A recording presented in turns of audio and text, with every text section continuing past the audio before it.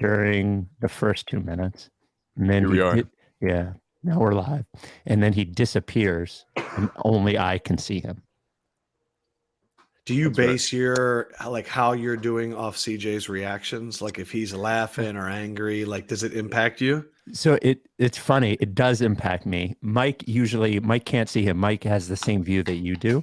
So it actually reminds me of when I first started doing sports talk shows. You know, like there's no audience, so you don't, and you're solo, so you don't know if you're funny or you're interesting. So I would always look at the producer and their reaction if they were like engaged. And I would hate when a producer like wasn't paying attention to me because I used them. But the problem is that CJ's normal look, like his regular look, is like there's a sort of disinterested look to him. So sometimes I'll look at him and I'll be like, fuck, he doesn't even like us anymore. But when he's smiling at something, I know it's funny and I keep chasing down that path. There's also that is such an go for it, CJ. I was just gonna say there's also a very real possibility that I'm like working on something to bring up in the show later.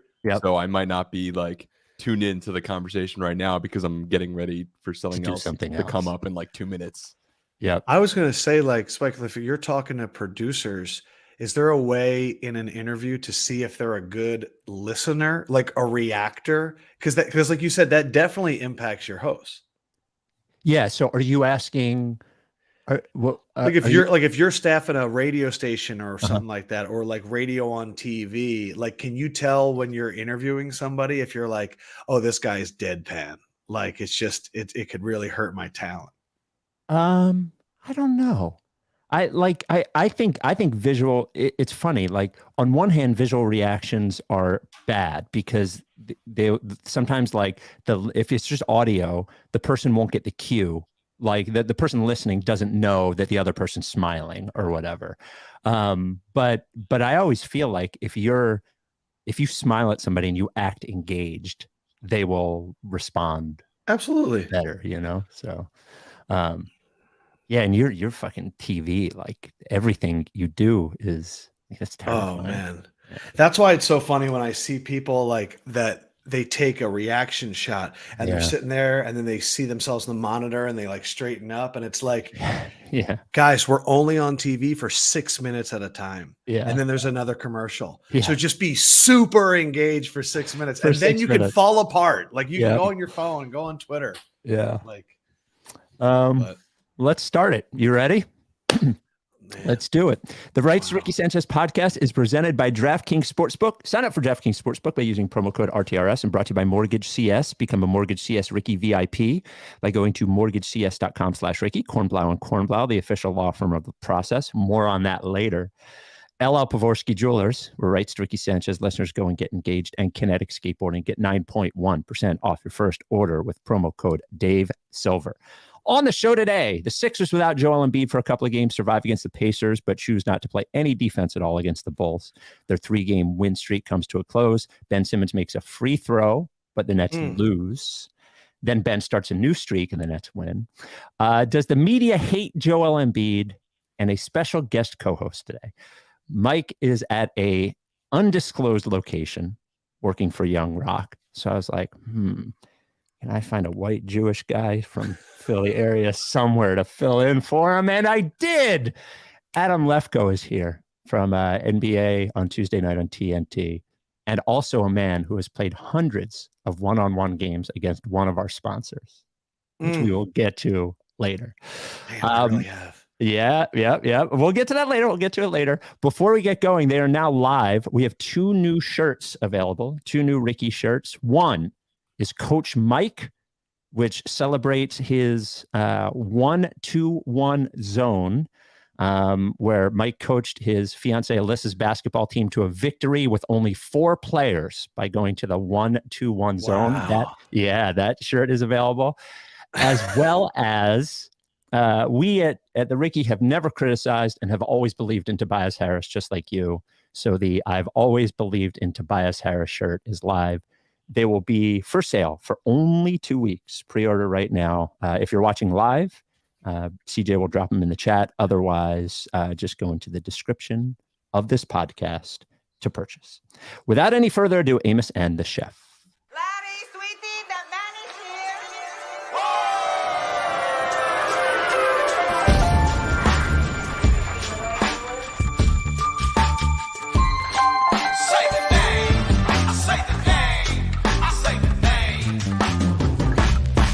We were right, y'all.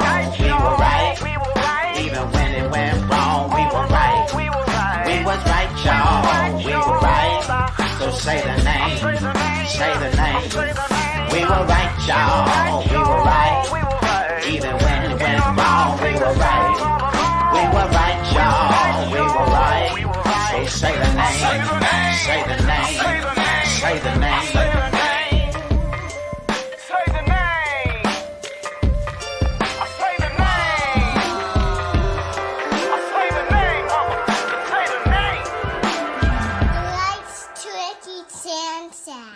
Forever. Welcome to the Rights to Ricky Sanchez podcast. I'm Spike Eskin, along with guest co-host, big star, NBA on TNT Tuesday nights. That is one Adam Lefkoe. Number one, I've never seen that video. I've only listened to you guys. I didn't realize the moments there. Yeah, like from the fights with the Eagles fans to Furkan Korkmaz like headbutting somebody. It made me love Embiid more. Yeah, like the thumbs up and all that. I just want to say this. I am starting the season of TNT Tuesday. I'm getting ready to sit next to Shaq again. But all I'm getting texted about is coming on this show. Yeah, Philadelphia, buddy. And what you guys have done. Let me just hype you up really quick. Oh, come on. For you guys to be as consistent as you have been through all of this, because there have been a lot of years where I don't think any of us actually wanted to watch those games, and to keep going, to get the players to fall in love with this city through meeting you guys, through the parties you've done, the draft nights turning lottery night into something. I believe that, one, the fact that you guys haven't rung the bell yet is an absolute disgrace. Thank you. Thank you. The fact that you guys were getting hundreds of people to like Milwaukee in the middle of the process. I was having to host videos at Bleacher Report with like Rick Bucher and Howard Beck when they would like every video was a joke about the Sixers. And the only place that I had to feel like I had a community was you guys. You're an institution. It's an honor to be here. And I'm not even going to pretend like I can fill in for Mike in terms of his acumen, because I'm going to say this right now. I've worked with a lot of analysts. I think Mike is the smartest basketball mind that no one talks about, and I'm just going to hype him up. And it's not because his dad was my eye doctor or that my dad coached him in basketball back in the day. But when I really say that when it comes draft time, I care more about what Mike says than almost anybody else. Y'all are killing it. It's an honor to be here, and I'm honored you even asked, Spike. Oh, that is a very nice thing.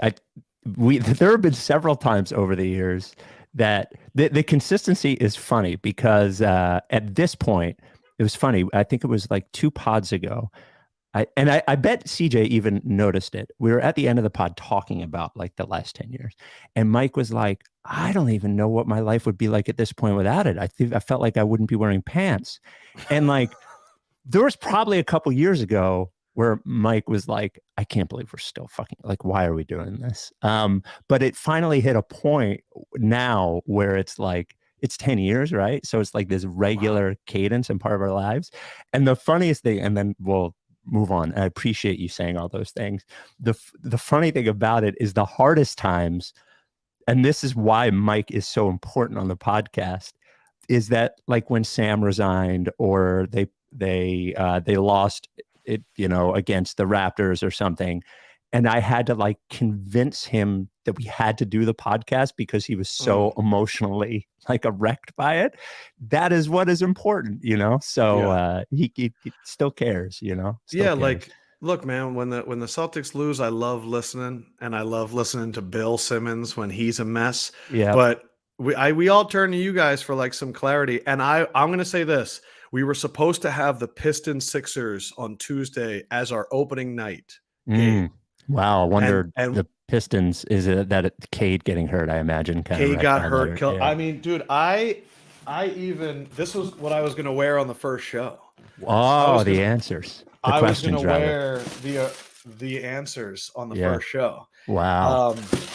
But when we do Sixers highlights, I am 100% giving out a shout out to the Ricky. Oh, I appreciate that. Thank you. Saying the name. Because they got to say the name. Got to say the name. Got to say the name. Yeah, it does. How are you're like allowed to like just be Sixers fan when you do it, right? Just so you're not like I've never done it any other way. Right. It's just, you know how it is. If you pretend you're not biased, those are the most biased people. Right. Like in your gut, it's still there. I do believe that like with somebody, we've had Zach Lowe on a bunch of times who, grew up a Celtics fan. I think somebody like him is probably beat out of him at some point because of all the analysis he has to do, and he takes that part of it so seriously. But most of us, even if you try, it's still somewhere in your gut. Yeah, you go home for Thanksgiving and that's all your family talks about. Yeah. It's still in your brain. I'm still in a group chat with my guys called For the Parlay Yes in honor of Zoomoff with my guys Athy and Lapone. But like, yeah, that's it. All right, I'm done hyping you up. Oh, thank you. Well, I want to because I wanted to talk about the show too. Like, I want to talk about like working with Shaq and Candace Parker and all that stuff. We'll talk about that later. I want to start with a little bit from last night. Do you watch last night? I did. All right. So, like, honestly, it was one of those games from the beginning. So Sixers lose to the Bulls. It was one of those games from the beginning where the Sixers started off super hot from three, but if you've watched the team long enough, you knew that eventually that was going to like cool off and something didn't seem quite right. Harden came in. So here were like the things to notice for me. Here were like the big things I took away from it. One, Harden came in, whether he just wasn't particularly interested, whether he wasn't feeling well, whatever it was, you could tell that he was going to be going at like 55% speed the entire time. And he doesn't really have like the speed to spare at that point. And like, there are some games we were talking about on the last pod, there are some games where he'll hit a step back early and all of a sudden it changes how they guard him. And all of a sudden he can get to the rim or whatever.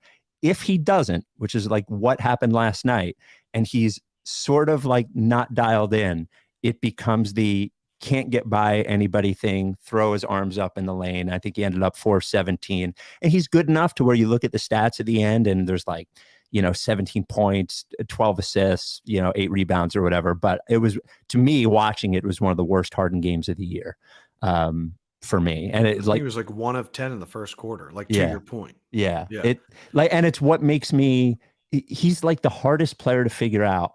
I think in the 10 years we've been doing this, because my gut tells me when I'm watching him, it's just not there anymore. I'm not going to be able to trust in the playoffs, whatever.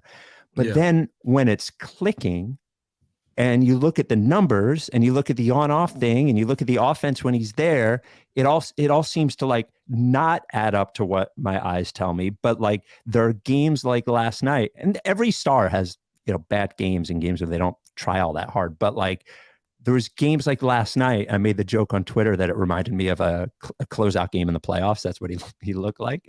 An elimination game. There are games like last night where it renews every fear that I had, even though it's some random game in January against the Bulls. I think also going back to because I was excited to do this pod after the Pacers game, like putting it together and Tobias getting the steals or Maxey getting the steals, Tobias hitting the threes. But even in that game, I was in my group chat and we were talking about how Harden kind of disappeared in that fourth quarter. Yep. And I think it's just that fear whenever he disappears for a length of time, we get triggered. And I've started actually thinking about it with Ben, because I remember having to defend Ben all those years.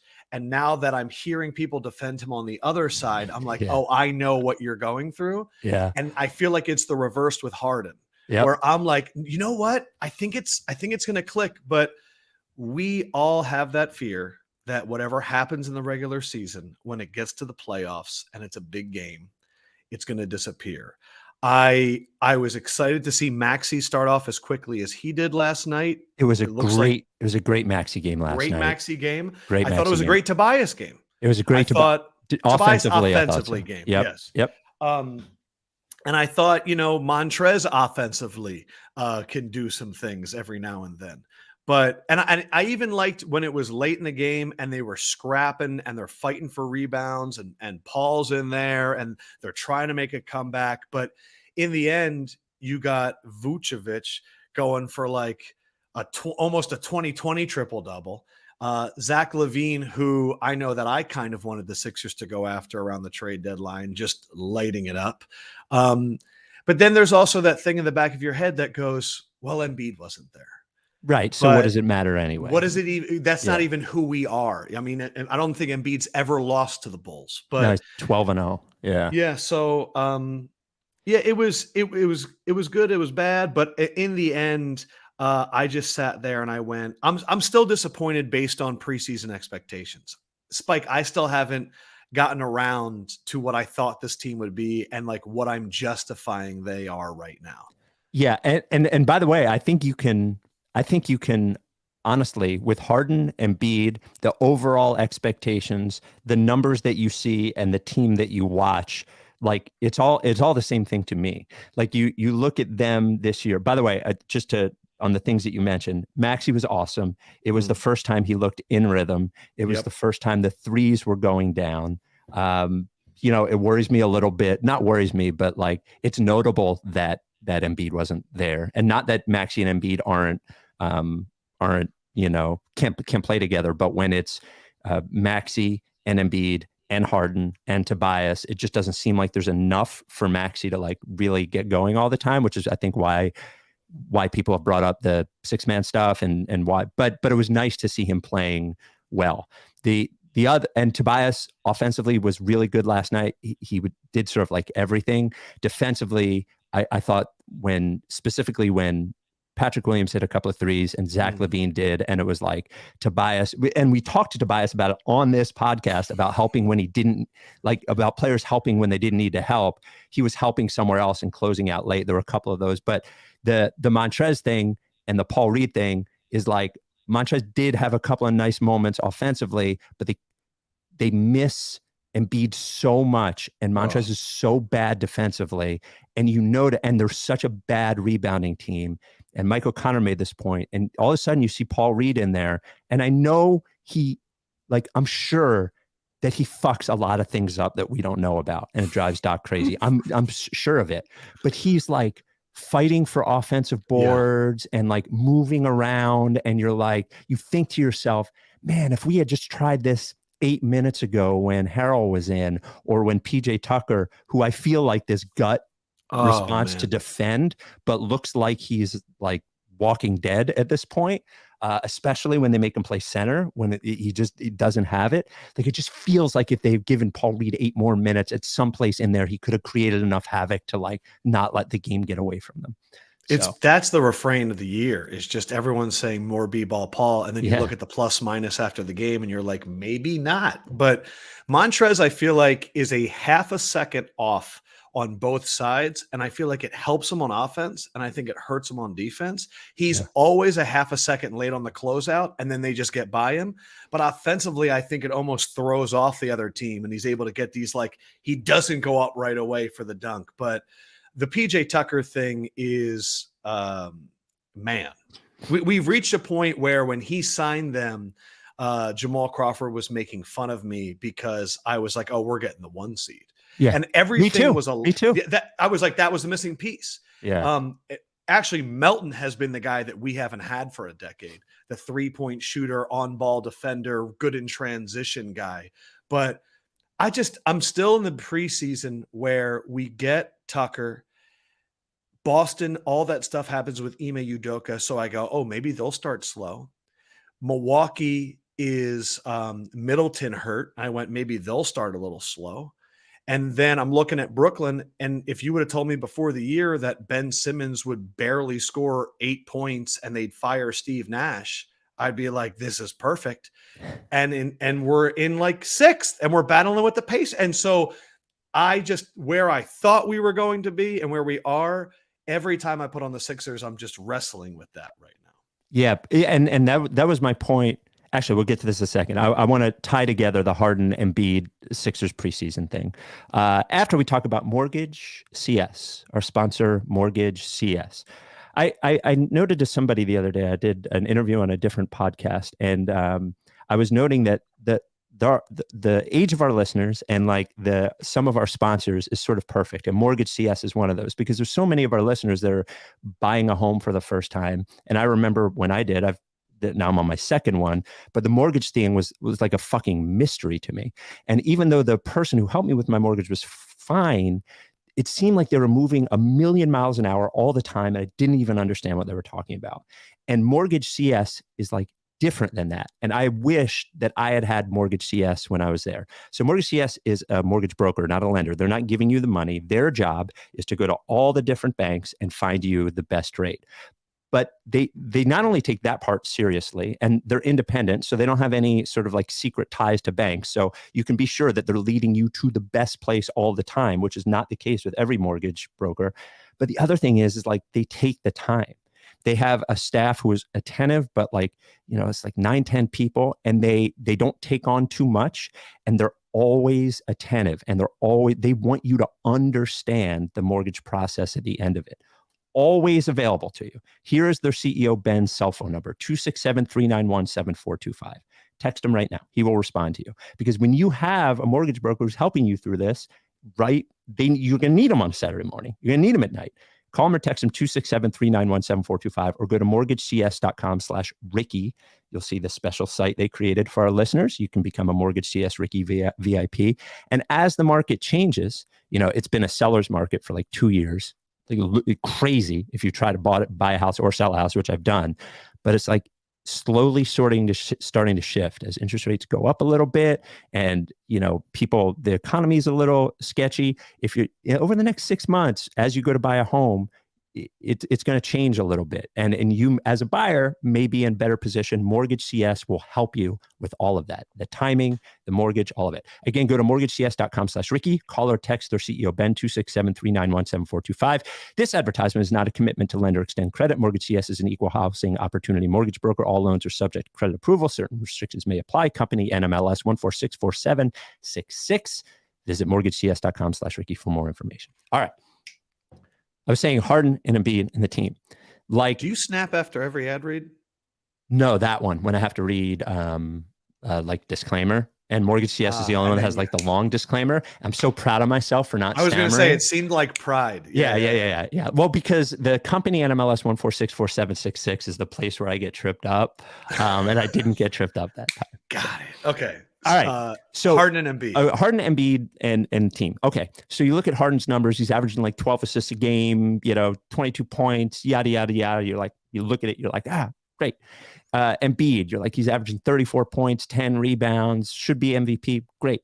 You look at the team, even though you said they're 6 for sure, but like, since starting 12-12, I don't know what they're like 11-3. They've got the 5th best point differential in the NBA. They're 2.5 games out of first. You're like, all right, they're right there.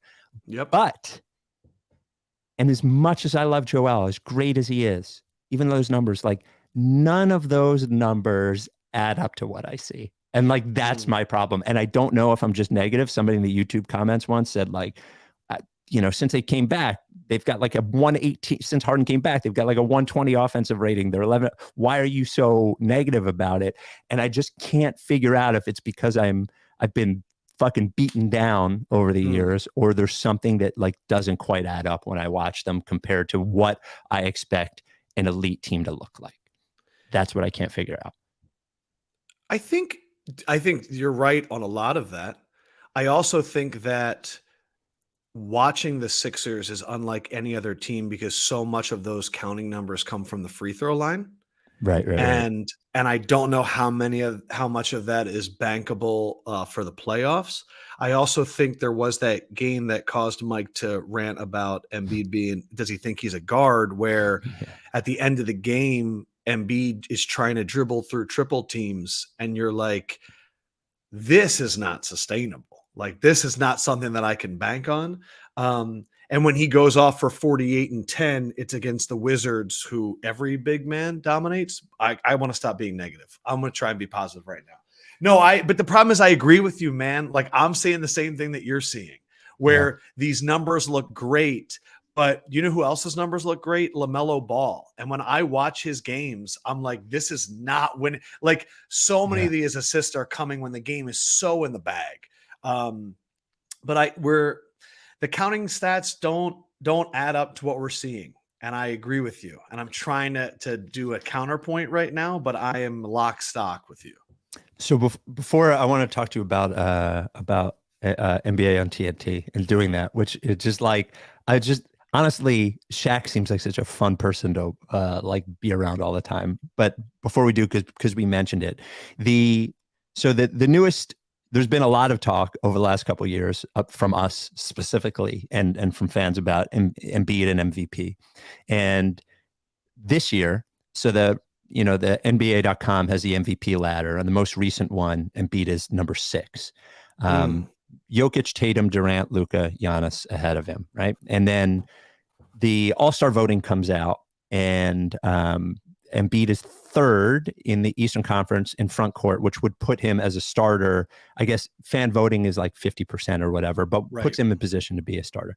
So then let me play this audio. It's like 2 minutes of audio. The Windhorst one? Yeah. This was interesting. So he's on the Hoop Collective podcast, which is Windhorst's podcast. And unfortunately, because it's audio, I don't know who he's actually like. I think it's Tim Bontemps. Okay. Yeah. And he had that would make sense because they were talking about the straw poll, the MVP straw poll that came out a while ago where Embiid wasn't even like, I think he was like 10th or something like that. So here's the audio. And then we'll talk about Embiid this year. Or is Jason Tatum better than Kevin Durant, Giannis Antetokounmpo, or Joel Embiid? I think maybe not everybody. I think most people would say he's not as good as those guys in a vacuum either. So, he's had an incredible year. He does deserve to start. But if somebody of those guys is not going to start, I think Tatum's a pretty easy call as the 4th guy. Well, but yet Tatum is popular. The media voters like Tatum and have been impressed with his season to this point. Well, the media voters also like Joel Embiid and Giannis Antetokounmpo. I mean, the media voters do not like Joel. Excuse me, sir. The media voters do not like Joel Embiid the last 2 years, Mr. Hanlon. Hold on a second. We are going to do some fact checking here. All right. Wait a minute. All right. So now one thing, I like Windhorst, I can't tell if he's being facetious or if he's whatever he is, but Windhorst has always been pro Joel, and we are a pro Windy podcast here, even though he's ridiculous. I think both, and you tell me your position. I thought about this for a while because we fought for Embiid to be MVP for a while here. And I look at his numbers, right? 34 and 10, leading the league in scoring. Before the last couple of games, they were like number 2 or 3 in defense. I think they're down to 8. If you look at individual defensive rating, he's number 1 in the league. But I do not, at this point this year, he's had a great season. At this point this year, I would not have him above Jokic, Tatum, Durant, or Luka for MVP. I would have him right there with Giannis. But like, I would not have him. I think the numbers this year, something's happened with the NBA. I think it's like a confluence of like 15 different things to make the numbers outrageous. There's, I think last I checked, there's 7 players averaging 30 points. There's never been more than 3. And some years there's 0. Some years there's 1. His numbers look great, but compared to everybody else's numbers, they're just sort of like right there with every other MVP candidate. There's plenty of players scoring 30 points a game. So I think he's been great. I think it's possible the media doesn't like him. I think there might be a bit of a bias against him. He doesn't really doesn't even have an agent. I think that's possible, but I also think he doesn't deserve MVP this year so far. They were debating the Eastern Conference All-Stars. Yes. And I think that Embiid just won NBA Player of the Month. And the Sixers, like you said, are like 11-3. Meanwhile, the Celtics are completely collapsing and Tatum's statistics are plummeting. And I think one thing that I don't understand is it's not East versus West anymore. It is a complete redraft. So right now, those 4, Tatum, Durant, Giannis, and Embiid, and then you couple that with a Donovan Mitchell, And I know Kyrie is up there in the voting, but like, why can't that be the 5? Is something that I've never understood, because it's just going to be LeBron and Durant drafting, or LeBron and Giannis drafting. I don't know why it has to be all that. I agree with you though, in terms of it. I would not feel like I was being truthful if I had to debate on TNT Embiid deserving it over Luka, or Embiid deserving it over Durant. Like I can't make that argument right now. Even Jokic. I think the only reason we say no to Jokic is, well, they're not going to give him 3 in a row. Yeah, we're sick of it. Like, we're just enough with the Jokic thing. We get it. Yeah. But what was interesting is I listened to the 4-minute clip of that, and Wendy kept trying to say that the media is biased against Embiid, and the other guy, who I think is Hanlon, just because he said that name, was talking. He got second place, and he got MVP of the Eastern Conference. Yeah, but I have argument. That. Our argument as Sixers fans has been, that's not our point. Like, our point has always been he was the MVP. So the fact that you gave him second, like, you don't get a pass for being pro Embiid for giving him second. When he was, because what's going to be very frustrating for pro Embiid guys is, now that Jokic is the number 1 seed in the West, now suddenly seeding is going to matter. And meanwhile, that he was the 6th seed last year and Embiid was the 2. But no, I'm in agreement with you. But if he comes back and the Sixers make a surge, because like you said, they're just 2.5 games back, that could change. And being at 34-10 is a great starting point. Yeah, well, last year, to your point, I think Denver, going into the final week of the season, could have been in the play-in. They were right there. Right now, if you look at records, the Sixers and Denver had, like, I think, very similar records. You could do it anyway, but I agree with you. Yeah, later in the argument, they were saying, if he's so disrespected, how did he come in second in MVP? To your point, that's the disrespectful part. He shouldn't have been second. Right. But it's a fun arguing trick to say they voted him the most valuable in the Eastern Conference. And that if you're debating it, I can understand that. I have to get Adam on from DNVR, and we just have to hash out the Jokic versus Embiid thing. Because Bontemps had a great line too, where he goes, I don't even think it's a debate. Embiid has more points, rebounds, assists, steals, and blocks than Jason Tatum. And when you say it like that, where it's like not even a single category, and you realize that there's this crazy thing with all-star games that happens in every sport, Pro Bowl, all of that, where if you do really well for the first 3 weeks of the year, it ingrains so much in people's brains that it's hard to forget, where really the guy that's overperforming for the Celtics is Jaylen Brown. Jaylen Brown is the one averaging 28 points or 27 points per game, and he's never been up there before. He's the one, and Grant Williams and all those guys. But for me, it's going to be really tough in 20 years, 30 years to look back at Embiid and go, is he never going to make a first-team All-NBA? Right. Like, is that, and I know we can't give somebody it this year, just like we can't put Lauri Markkanen as an all-star starter, because we're pretty confident that one of those forwards will get in later. But man, it feels like it's tainting this whole run, because I don't know why my emotions are tied to that guy getting a first-team All-NBA, but they are.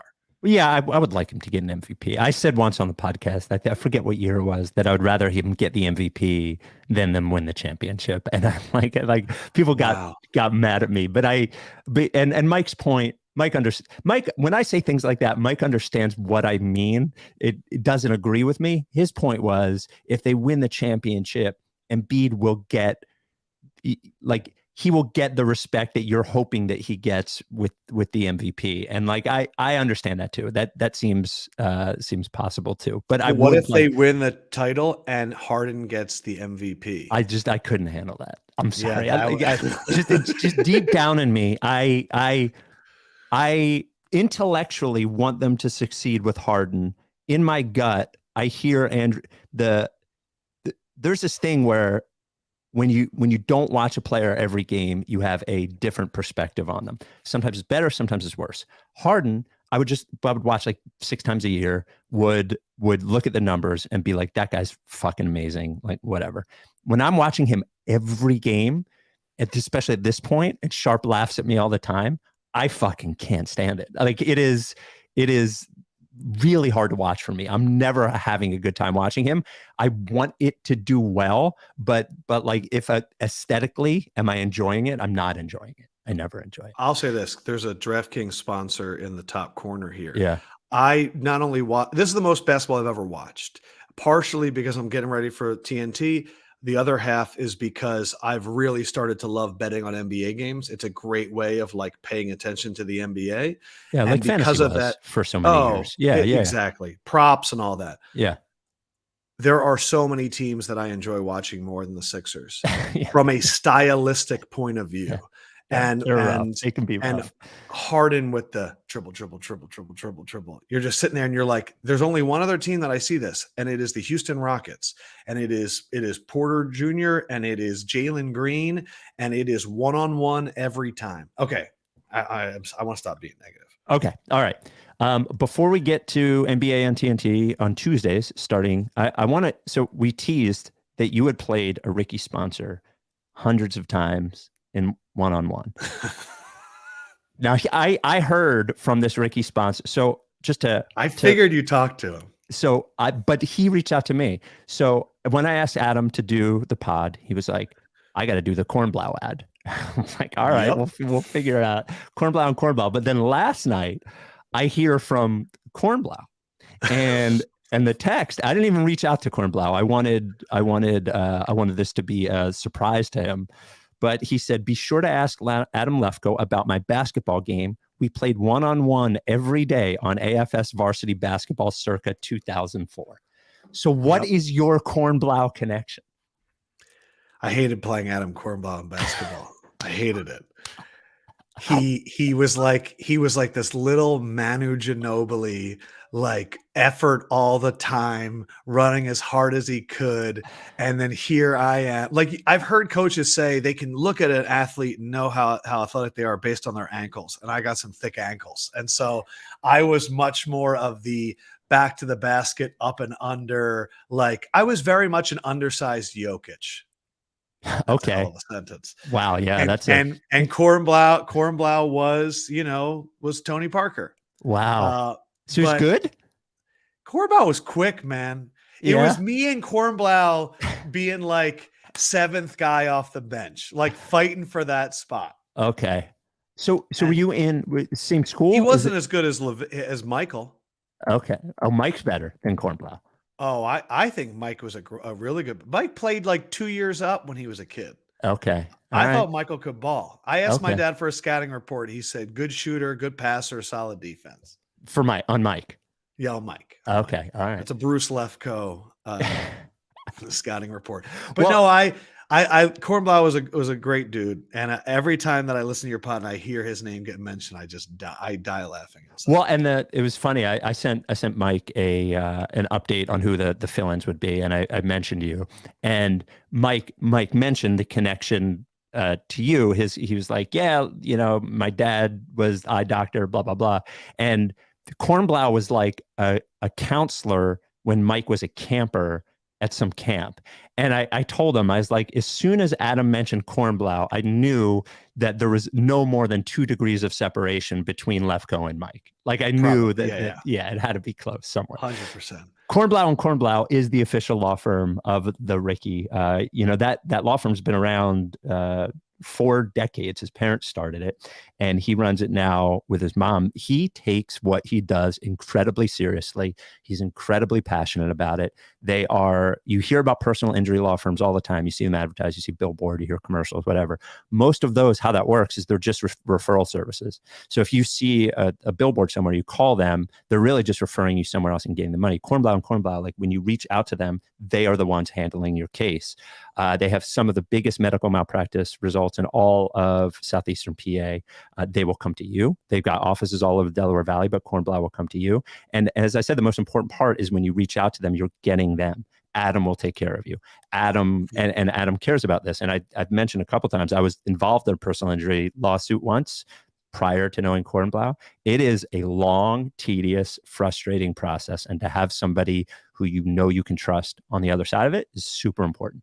If you think you might have a case, give him a call, shoot him an email. He's also helped out like so many of our listeners with like problems with landlords and shit. So if you have any legal question whatsoever, but he handles personal injury, 215-576-7200, ask for Adam, or email kornblau@kornblau.com, KORNBLAU, Kornblau and Kornblau, the official law firm of the process. So you mentioned, NBA on TNT on Tuesdays returns this Tuesday.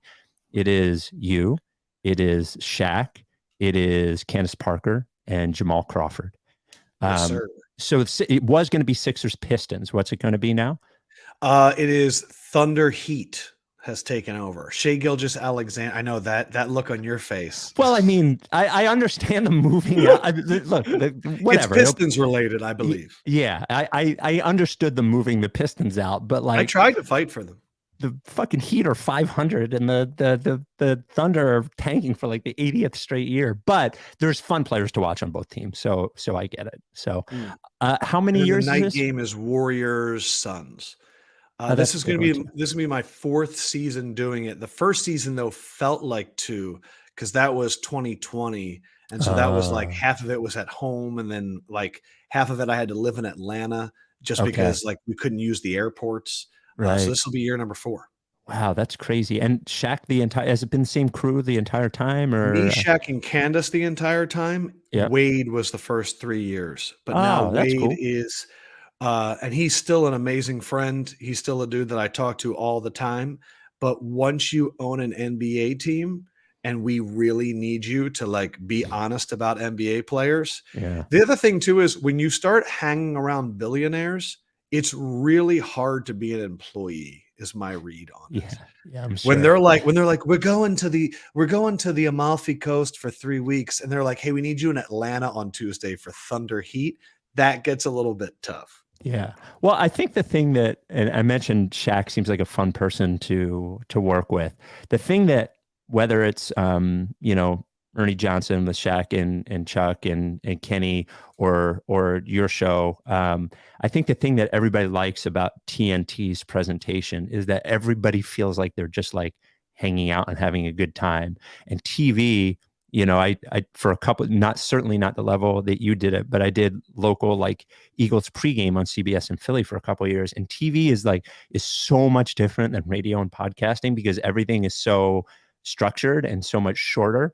And the ability that you have shown on that show, that I think all of TNT is able to do is to not make it feel that way, even if behind the scenes it sort of is that way.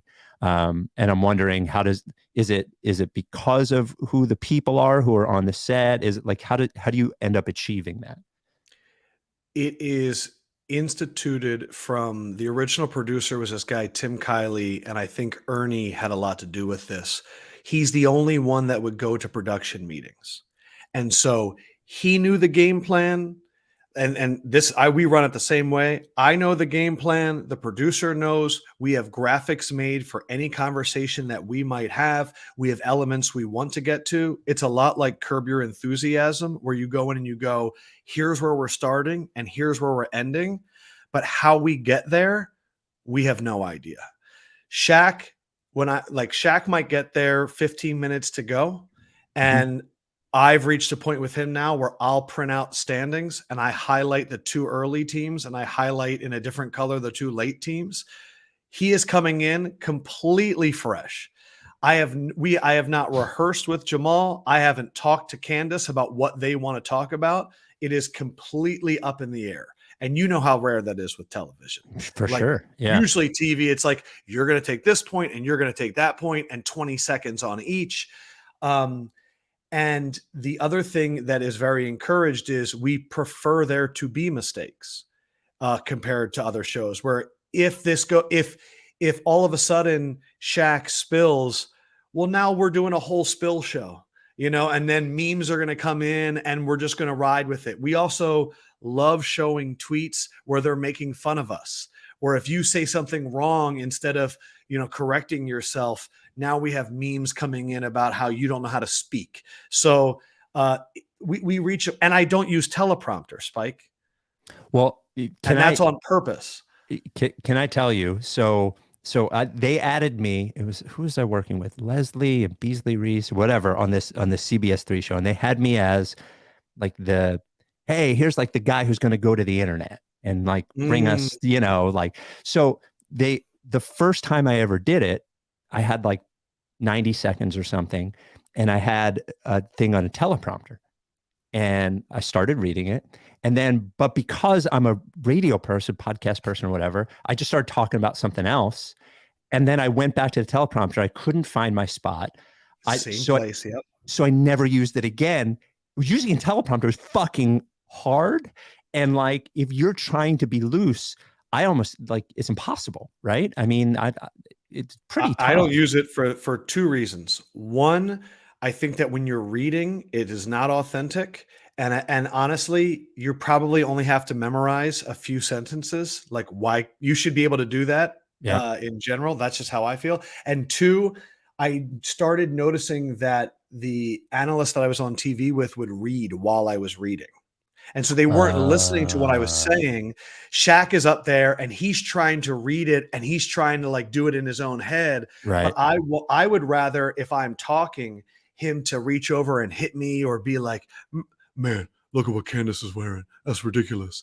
But they're focused on reading the words if I have words in the teleprompter. Yeah. And so you're a lot like me, where I look at different forms of media as experimentation and almost like an equation, where if I tweak this, how does that change this over here? And so all of it is, how do I create chaos? How do I put everyone around me in situations where you're not going to get this experience anywhere else because nowhere else is doing it like this? And every other major TV network that I have seen, like, I used to do a podcast with Chris Sims and now he's on NBC. And I was talking to him and he was like, oh, we rehearse the entire show multiple times because at NBC, it's like, bop, bop, bop, bop. And I'm like, how is that fun? Like that, because everything, Jason Garrett gets 6 seconds and then Chris Sims gets 14 seconds. Then Tony Dunn, it's all very measured. And that's good TV from one perspective. But I think the reason people fall in love with Chuck and Shaq and Ernie and Kenny is that when they come on and Chuck goes, hey, man, that's great and all, but did you guys see the double down at KFC? They got chicken and bacon. And Ernie is sitting there and I see it in his face and he's just taking his script and he's just throwing it out the window because he's like, I guess we're not talking about Celtics, but that's why we love it. Well, it's funny you mentioned like the more structured thing. So I work with Boomer Esiason, who does the morning show at WFAN and has for a long time now with Greg Giannotti, formerly with Craig, but also does CBS NFL on Sundays, which is far more structured. But then he's doing like this goofy morning show. And it is amazing to me, honestly, that he is able to have like two parts of his brain who are able to do one thing and then completely turn it off when he's doing like the other thing. They are very, very different things. Not that one of them is good and one of them is bad, but I think if you're coming from somewhere that you've come from or I've come from, going into like this thing loose and sort of without, so you need a roadmap, but like without every step on the roadmap is much more fun. Very right brain, left brain. Yeah, for sure. Math and arts. Well, Tuesday night, the big matchup, championship preview between the Heat and the Thunder, with you and there Shaq. Are other games that night though. Donovan Mitchell returning back to Utah, and then Luka versus the Clippers. So it is a good night. And then I do have a bet for Sixers fans. Okay, so I am a psycho, and my favorite thing right now is to bet NBA quarters. And I'm going to give you my theory. Okay. My theory is that it's very important to bet things that other people aren't betting, because these companies like DraftKings have an incredible amount of data and you're really not getting an edge. But let's say the Warriors are playing and they're expected to score 120. They're going to break that down to 30, 30, 30, 30. Yeah. But if I know that Steph and Clay don't play half of the second quarter, then why are they expected to score the same amount in the second quarter? So that's because I look at rotations. Luka doesn't play the second quarter. Jokic doesn't play the second quarter. I have a bet for you. and it's very timely because of who the Sixers are playing the next 2 games. The number 1 third quarter over team in the NBA right now is the Detroit Pistons. It is insane. They are now 31-11 overall to the over in the third quarters this season. I didn't bet it last night because they were playing the Spurs. And I went, these are 2 of the worst offensive teams in the NBA. They scored 61 points in the third quarter last night. Combined. Last time they played the Sixers, they put up 56 combined. What I do for all my people out there that want to ride this for the Sixers, because Sixers play them back to back. Let's say you're going to bet $100. I would bet $50 on the third quarter over before the quarter starts, because it's probably going to be around 56. And then what you do is you pray that the first minute both teams miss a shot and it's going to drop to like 52, because it reacts so quickly because it's a quarter bet, and then you bet the other $50. So that, but I'm telling you, the Pistons, the number 1 third quarter over team, it's been amazing to me. It's hitting at 80%. So I don't know if you ever read it. There's, Bob Voulgaris, the sports bettor who ended up working for the Mavericks and now just tweets about fucking crypto and poker all day. But there's a chapter on him in The Signal and the Noise, which is Nate Silver's book, and about him and how he became a successful sports bettor. But one of his 2 most famous things, one of them is the Lakers team that ended up winning the championship that beat the Kings. He put a huge future bet on that. But the other thing was that he realized, like, he would find where the books weren't paying attention and and one of the things he found is, funny you mentioned that, is that if the over under for a game was 240, the first half over under would always be 120, and it would always just be half. And the second halves of games, the NBA teams play more defense and would be lower always. Every time. And it took them a while to figure out like what he was doing, but he made like a huge fortune for, I don't know if it was a season or 2 seasons or whatever, just finding that, because the books are, and God bless DraftKings, sponsor of the pod, there's so many different things they have to watch odds on.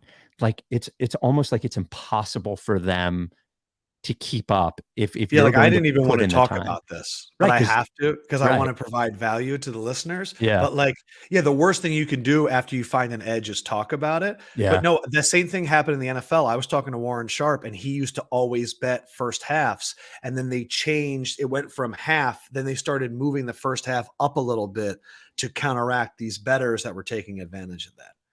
Well, there you go. There, you gave away your edge. You gave away. Okay. Well, it'll still be there. Detroit they don't play. This is the thing. It's not just about scoring. They don't play defense in the third quarter. It's like an all-star game. They're just Bogdanovich is like, I'll shoot a 3, and then you know what? You shoot a 3 too. So if it hits, you're welcome, and if it doesn't hit, well, it didn't hit 11 times out of 42. So we have a couple more things to get to. First, the Keith Pompey article about BBall Paul selling hoodies, which is a great one. And then just a mailbag question or 2. Before we do, LL Pavorsky Jewelers is, Adam at the top of the pod mentioned how long we've been around. Our first sponsor, LL Pavorsky Jewelers, begged us in the early on to let him sponsor the podcast, even though we didn't want any sponsors. For the first couple of years, we didn't even we just told him to donate to charities, and he was the only sponsor. He has sold 309 engagement rings to Rights To Ricky Sanchez listeners since he has been a sponsor of the pod, and has really just become part of the community. I would love to see a one-on-one basketball game between him and Kornblau. That would be good. LL has been sponsoring the Ricky for like 6 years or whatever, but has been at 707 Walnut for over 30 years, and takes great pride not only in how he treats his customers, but how he treats like Ricky customers. And everyone, literally everyone, has come back to us after going to LL and said that like, that's a great dude. And the good part about it is, jewelry is kind of a mystery, at least to me. Like, you could show me, not that I've said this before, not that jewelers are selling fake jewelry, but you could show me like a real one and a fake one. I wouldn't know the fucking difference. So LL is like, it's good to have a jeweler that you can trust, and a jeweler is not going to rip you off, and a jeweler is not going to pressure you and all that kind of stuff. So once you buy the engagement ring, you're home free after that. If you want to buy an engagement ring from LL, make an appointment. He is appointment only at this point. You can call him 215-627-2252. Email him lee@llpavorsky.com. Tweeted him @LLPavorsky. Has always supported our charities, which are right now Mama T's Community Fridge and Providence Animal Center. LL Pavorsky Jewelers. Mike will owe us a line when he gets back. So, Adam, I don't know if you've been following the Paul Reed Out in the Mud hoodie thing. Okay. So the headline is this: Paul Reed, beloved, has started selling a hoodie with his phrase "out in the mud" directly to consumers through DMs on his Twitter. So you DM Paul. So dangerous. Yes. So you DM Paul. The hoodies are, as Paul says, only $100. But you get free shipping. You DM Paul, then you Venmo him the $100, which I've done. I have the hoodie, and then he takes your address. He goes to FedEx and sends it. Stop. He sends you the tracking number. No. Right. Yes, this is happening. So this explains so much about the development of BBall Paul's game. Well, he's waiting in line at FedEx. What is going on? Well, that's why some of these quotes are glorious. And we were talking to Tobias when he was on, and Tobias was saying that like he's working with BBall Paul to maybe have somebody else do some of these things for him. And here is CJ. Could you put up the brand new black on black Out the Mud hoodie? There it is. The brand new one with the logo is black, but on the black hoodie. So the headline it was replies. Yep. $100 for a hoodie, pass, and then he responds, free shipping, bro. Shipping is almost $30 sometimes. Oh my goodness! Because he sent them all FedEx. Okay, so headline. Some these quotes are amazing, and we had Paul on. He didn't remember it. We had Paul on over the summer. We're gonna have Paul on again in January to talk about this. So, headline from Keith Pompey: Sixers Paul Reed finding success off the court with his quote "Out the Mud" hoodie sales. Some quotes. Okay. Yeah, all right. Please. All right. Now, the quote here is fine. I think it's the follow-up from Keith Pompey that makes this part of the article one of my favorites. I try to respond to as many people as possible, Reed said. It's working out for me. Then the graph from Keith says, that might be an understatement. His green hoodies in medium are sold out until February. People can't get enough of his merchandise with the phrase that means come from the bottom of something and rise to the top. So his green hoodies in medium are sold out until February. Quote, it's been crazy, he said. It's been a lot of work too. For me, I have to make sure I can't let this business interrupt my business on the court. And that's the most important. So it's like sometimes I have to scale back so I can stay focused on basketball, knowing all the scouting reports and stuff like that. Oh my goodness. This is incredible. Yeah. And the fact that like make the main thing, Paul. Can we do a Rights to Ricky Sanchez like assistant hunt for BBall Paul? Like we find him an intern? Well, I've offered, like we do merchandise. Like I would be happy to connect Paul with somebody, but there is something. Now you say make the main thing.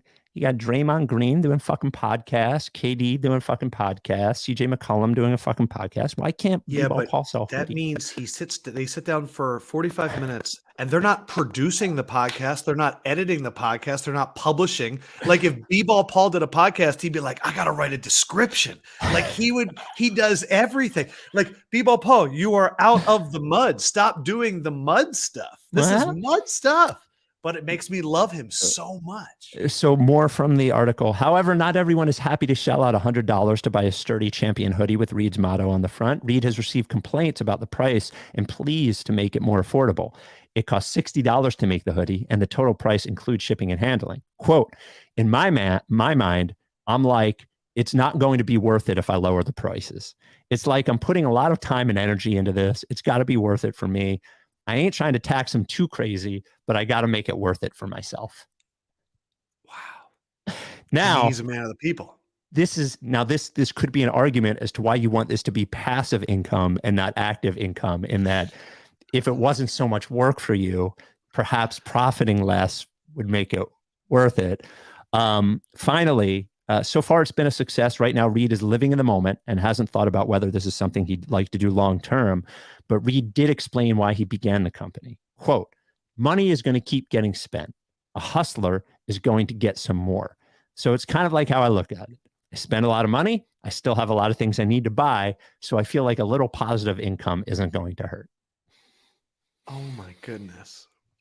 This is fascinating. And, you know, shout out to all the green medium buyers that have. Wow. That is such a great line from Keith. Yeah. But it's just funny because it sounds like it's about this like small business from like having success is an understatement. This is an NBA player. Wow. Right. Yeah. And the amazing thing, okay, let's do the math.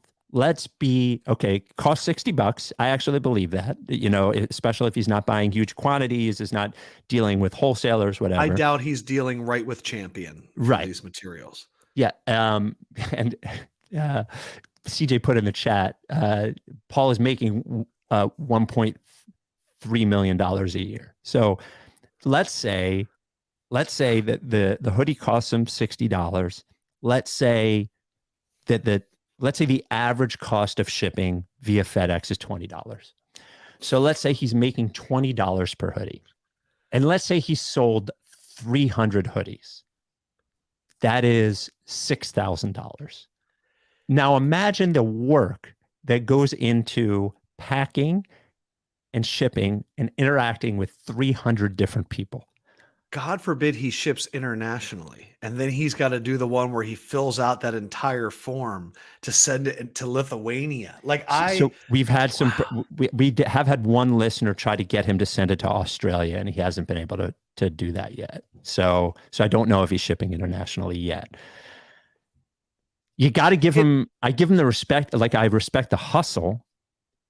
It feels like if the coach doesn't think you should get on the court because maybe you don't remember everything, that maybe the hoodie thing should pause. But I love it. And I don't personally, I don't want it to go away. We were talking about this before the show about how Philadelphia per capita has the most t-shirt / putting things on clothing in the United States. It feels like this is the opportunity for somebody to step up and to take on the out of the mud line and you will help the Sixers achieve their potential by reaching out to BBall Paul and taking this to the next level. Because what I'm realizing is this guy has so much energy. It's not just on the court. Imagine how much more energy you would have. Also, how have I not seen a picture of him in line at FedEx? There has to be someone who has seen it happening. We've seen Jason Kelsey at brunch. I need to see BBall Paul in line at FedEx. Also, Keith, let's take this story to the next level. I want you. Why can we talk to the FedEx people? I want to talk to the employee that helps out BBall Paul all the time. Let's make this a 2,500 word deep dive and not a 600 word, ship it. Yeah. Well, now, if you're watching, you'll see this. If you're listening, from one of the comments in YouTube, he was actually even willing to drop it off to me because he was in my area, but I wasn't home. BBall Paul is that dude. Drop it off. So, man. I mean, you never know. You could order DoorDash. Maybe Paul could offer the hoodie through like Uber Eats or Postmates or something, and just like on an off night deliver the hoodies. Oh, you know what? Now I want to know what else BBall Paul is buying, because I want to know what is his expensive taste that's causing him to really need to work. Because as he said, it's always going to get spent, so he needs to make more. But what did you just realize? Yeah, I think our next thing with BBall is going to be, instead of just doing an interview, I think we need to spend a day with him with the hoodies. Absolutely. CJ, you're up for that, right? Filming? Yes. And we'll go with him to FedEx and we'll watch him pack them up and we'll watch him get I think that's what we have to do. I know we don't have a huge production company, but we have a line to BBall Paul. We could, I think that's it. I think Can't you already see it? It starts off the click of a seat belt, the turning on of a car, and then you're in the passenger seat, and BBall Paul's like, "All right, I'm going to drop two hoodies off at people's houses, and then we got a big delivery at FedEx. A lot of green mediums need to get out there." What an absolute legend. I'm going to go the opposite. I know that our inclination as sportscasters is to go, this is time that could have been used improving your game. But what an incredible, incredible human being and a service. And I love the fact that he is concerned about quality. He is involved in community relations, and he's willing to do whatever it takes other than ship internationally to get this to his fans. Customer service. So impressed. Wow. Yeah. I think the real question is the basketball taking away from the hoodie business? Great question. Yeah. Well, I mean, we're talking about the hoodie taking away from the basketball time. Is the basketball maybe his calling? Basketball won't last forever. Hoodies will stand the test of time. And last time I checked, there's mud nearly everywhere. Everywhere. This is super, like everywhere you go, there's dirt, a little bit of rain. We got mud. Man, I'm buying one. Yes. As soon as we get off, I'm buying one. Yes, you had. That's why I had to. And I can attest, and a word on the pod, it is a high quality hoodie. It's a heavy, like well-made. I haven't washed it yet. I try not to wash hoodies because I feel like most of them don't deal with it well, but pre-wash, very high quality hoodie. 2-day? How did he ship it? It was FedEx. I don't know. I know it came FedEx. I don't remember. Did he put a note in there? No, just the hoodie in a plastic. They all come wrapped in plastic. And I will say the out the mud thing is like felt screened on. Like you can feel it. It's not cheaply done. It is done well. I love that Tobias is like, listen, we're all trying to help him, but he just insists on personal customer service. Doing it himself. Before we go, the only reason I wanted to do this voicemail, we have a voicemail line, 833-LickFace is the number. You can leave us a voicemail anytime. We have a bunch of them. We'll get to them. We talked this feels like it is important. This is non-basketball related. We were talking on the last pod. Somebody emailed us and asked us if we use Q-tips. And I mentioned that you should not use Q-tips really. You should maybe use Q-tips on the outside of your ear, but like you can puncture your eardrum. What you should do is like when you're in the shower, you if you have good water pressure, let the water go into your ear. That's the best way to do it. Maybe use a little Debrox to get the earwax out of there, but you should not use Q-tips.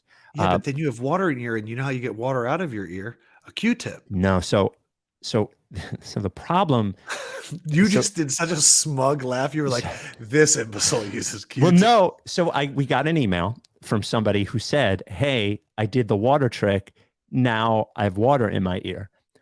My question to you and to those people is like, you've put water in stuff before. If there's nothing blocking it and you turn like the water thing over, the water comes out. Like water does not just stay there. The problem, so you're jumping around your house like Kramer, trying to get water out of your ear? What I'm saying is like the water is not the problem. The earwax is the problem. So like the water isn't getting stuck in there because water gets stuck in there. The water's getting stuck in there because of the earwax. So what you have to do is use a little Debrox, which softens earwax, and then you go the hard water into the ear and it will come out. And they actually make like a water thing. It's called elephant ear that will shoot the water directly into your ear. But here is why the voicemail was important. This is a public service message from a voicemail we got. Mike, this is the public service call encouraging you to stop shoving those Q-tips into your ears. True story. A number of years ago, I had what I thought was an ear infection and had a fever. I thought it was no big deal. Turns out my fever spikes to 104 degrees. I'm incoherent, stumbling around my house. They take me to the hospital. They put me in a medically induced coma to give me 2 weeks of IV antibiotics because I suddenly had bacterial meningitis. You know why? Because I shoved a Q-tip into my ear like a young Mike Levin, and the tip of it broke off in my ear without me knowing it. And having that shit in my body caused me to almost die. So, Michael, stop doing that. Or at the very least, if you're going to put the Q-tip in your ear, when you take it out, admire it like you do when you take a poo. Look at it, make sure the tip's still there so it doesn't kill you. All right? This is Frank. Love you guys. Can't believe this is the first thing I've called about, but at least it wasn't one of those wipe from the front, wipe from the back calls. Yeah. Later. Yeah, that's a whole different thing. Yeah. So there you go. Guy almost died. Who has ever? Okay.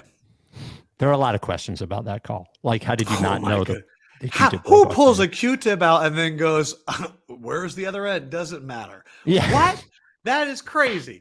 I'm just saying believe that in your ear could cause your body to shut down like that. I am also someone that is in the process of looking up an ear doctor. I want to get my ears professionally cleaned.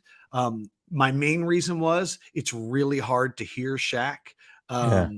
And it, like I have to purposely put the IFB on my left side so I can listen to Shaq. Very low frequency. Oh, so I want my ear to be very clean, and I am an avid Q-tip user. The thought that I wouldn't admire it, this guy was just. And that's the other thing is I think that you clearly do not use Q-tips. I do. I do not. When is the last time? Would you say 2012 in your whole life? No. So this came from your parents. No, I guess I never thought of it. I guess I don't know. I know people do it, but I know. And by the way, stick your fingers in your ear and check for wax. Yeah, I guess I just don't. You know, now I have, and I've mentioned on the pod, I had build up in my left ear once so much that it I got nauseous or whatever because it made me dizzy. My equilibrium was off. But you can. I went to urgent care, but there are doctors who just do earwax cleanings. Like you can Google it. When I was in college, I was dating a girl and I visited her for a weekend and I got really sick and I didn't know what it was. And they took me to the doctor and they shot hot water in my ear and it like a robin's egg popped out. Yep. I looked in that's what they did. And that's what the elephant ear thing is basically. They use like a small stream. They shoot hot water into your ear and it I looked in the tray next to my ear when he did it, and it was disturbing. Like, what the fuck? That was in my ear? Yeah. Yes. But now notice, all of that. Notice Adam, the doctor did not. You had all the earwax in your ear. He didn't take a Q-tip and dig it out. I get it. That's what I'm saying. I also think though that there are styles of Q-tip insertion, and old break one off in the ear and almost kill myself guy sounds like he was a little aggressive and very horizontal. Yeah, I am more of a 45-degree guy. Scoop. Okay. Yeah, I'm more like at Haagen-Dazs trying to pop it out. But I'm gonna go get my ear cleaned. Two action items after this pod. I'm going to the ear doctor wearing a BBall Paul hoodie. There it is. So that's my plan. By the way, insane. I have to mention because we didn't bring this up, and a mutual, Andrew Perloff, who I work with at CBS Sports Radio, and great guy. You know Perloff, also from same area, also basketball player. I don't know where he fits into the Kornblau, Lefkoe, Levin sort of thing, but I'm sure he's there somewhere. He asked the question, if the hoodie doesn't fit, what is Paul's return policy? I imagine comes to your house and he picks it up. Yeah, right. The first thing he does is he holds it up next to you and he goes, "Nah, fam, this won't fit." They'll fit. He does the test. I do think he would return it, but that is a good question. We should follow up, and that has to be part of the video. Lefkoe, I appreciate you coming on the pod, man. I appreciate you fucking up your betting advantage to give it to everybody else. I'm sure the books will fix that. DraftKings, who listens intently, hey Ethan, I'm sure he's going to send a note to the odds makers. Don't blow it, Ethan. Don't blow it. Thank you, man. Look forward to the show on Tuesday. I appreciate you coming on. I appreciate you. And again, we'll do Sixers highlights. And I'm going to shout out to Ricky, but I meant what I said in the beginning. You, Mike, what you guys have done for Sixers fans, I just want to say thanks. And this has been a lot of fun coming on. I appreciate you. You're a great dude. The only thing that I'm sad about is that I admitted that Kornblau used to kick my ass in one-on-one. That's the only thing. But I got to be honest. Yeah. Well, and honestly, the discovery that he was good is, I'm not going to say stunning. Who knows how anybody is good, but I wouldn't have looked at Adam and said like he was a pest on the basketball court. He or was whatever. a Facundo Campazzo. Oh boy, type of player. Yeah, I could imagine that. And you think about it, as a lawyer, as a personal injury lawyer, he's probably like, what's the word I'm looking for? Like persistent. Yes. Hardworking, all of those different things. Small. He was. All right. All right, appreciate you, dude. All right. See you, Adam. Go Sixers. Go Sixers. So Mike will be back. We have one more pod without Mike, working on a guest fill-in that'll be either Tuesday after the Pistons or Wednesday on its own.